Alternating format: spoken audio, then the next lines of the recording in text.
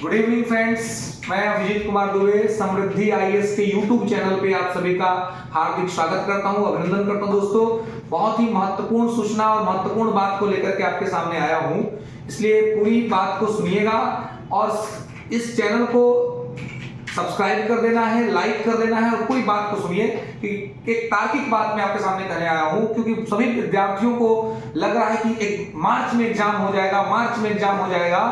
तो पहली बात तो ये कि मार्च में कोई डेट ही नहीं मिल रहा है फिलहाल कि मार्च में एग्जाम हो जाए। तो मार्च में तो एग्जाम होने की संभावना एकदम न्यून है, न के बराबर मान के चलिए कि मार्च में संभावना, क्योंकि अगर ऐसा रहता तो अभी तक कोई डेट भी नहीं आ पाया है। तो इसका रीजन ये है कि अभी एग्जाम होने वाले हैं, boards exam, inter exam start हो गया है, मैट्रिक एग्जाम होगा, बोर्ड एग्जाम होंगे। तो स्कूल सेंटर कहां दिया जाएगा? सेंटर नहीं ओपन रहेगा स्कूल्स के अंदर में, तो कॉलेजेस के अंदर में। तो सबसे बड़ी दिक्कत तो आएगी सेंटर अवेलेबिलिटी को लेकर के। तो इस हिसाब से आप समझिए कि इतना जल्दी एग्जाम को कंडक्ट करा पाना मुश्किल होगा। तो मार्च में तो नहीं, हाँ, लेकिन एक बात मैं और आपको कहना चाहूंगा कि मई 2023 में चुनाव है लोकसभा का।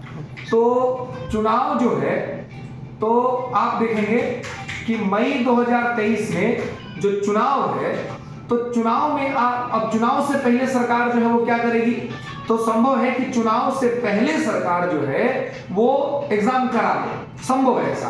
तो चुनाव मई में है, तो संभवतः लोकसभा का चुनाव है, तो संभवतः अप्रैल मिड तक एग्जाम हो सकता है, संभवतः। लेकिन मार्च में एग्जाम हो जाए ये 200% नहीं कहा जा सकता, 100% नहीं कहा जा सकता, क्योंकि बहुत लोग कह रहे हैं मार्च में हो जाएगा, क्योंकि अभी तक सरकार की तरफ से, मतलब आयोग की तरफ से इस डेट पर कोई मुहर नहीं लगा है कि हम मार्च में ही इस डेट को करा रहे हैं।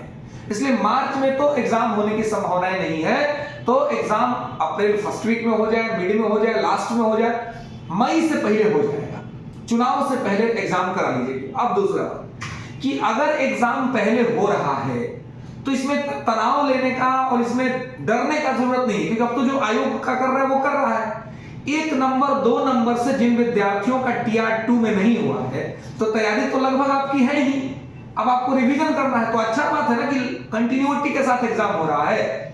तो आप दबाव तनाव मत लीजिए। फ्रेशर को भी तनाव लेने का जरूरत नहीं है, इसलिए लेने का जरूरत नहीं है फ्रेशर को, क्योंकि फ्रेशर सबके लिए ही होगा ना, सबके लिए तो टाइम कम है। तो इस कम टाइम में जो ज्यादा बेहतर तरीके से तैयारी करेगा, जो ज्यादा सटीक तैयारी करेगा, जो ज्यादा प्रैक्टिस करेगा, उसका रिजल्ट होगा। तो practice is the most important things of your success. आपकी सफलता के लिए अभ्यास सबसे बड़ा चीज है। लगातार रोज MCQ सॉल्व कीजिए और आप समझ लीजिए कि 1 महीना 1.5 महीना आपके लिए कुछ भी नहीं है सिवाय आपके पढ़ाई, क्योंकि ये शिक्षक भर्ती इतना बेहतरीन चीज है दोस्तों कि 1 से 1.5 महीना में आपको परमानेंट लाइफ की सिक्योरिटी मिल रही है। तो क्या इसके लिए 1 महीना आप दुनिया से कट नहीं सकते हैं, समाज से कट नहीं सकते हैं? फोन, मोबाइल फोन सब साइड कीजिए और पढ़िए, केवल चुपचाप बैठ करके 1 महीना पढ़िए, 1.5 महीना पढ़ लीजिए, एग्जाम से पहले तक में पढ़ लीजिए। इस विवाद में पढ़िए ही मत कि कब एग्जाम होगा और कब नहीं होगा। एग्जाम जब सरकार ने कह दिया है कि मार्च में ले लेंगे, तो प्रशासनिक दिक्कतों की वजह से हो सकता है कि मार्च में ना हो पाए, तो अप्रैल में हो जाएगा।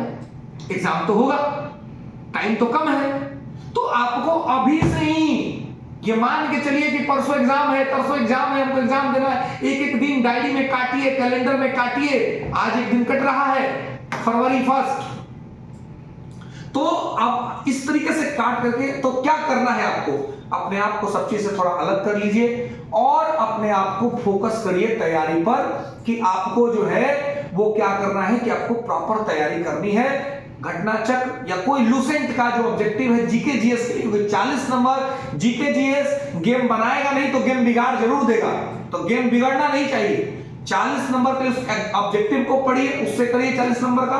और दूसरा जो आपको काम करना है, इंपॉर्टेंट काम, वो करना है कि एनसीईआरटी रगड़ो, पढ़ो, एनसीईआरटी लगातार पढ़ो।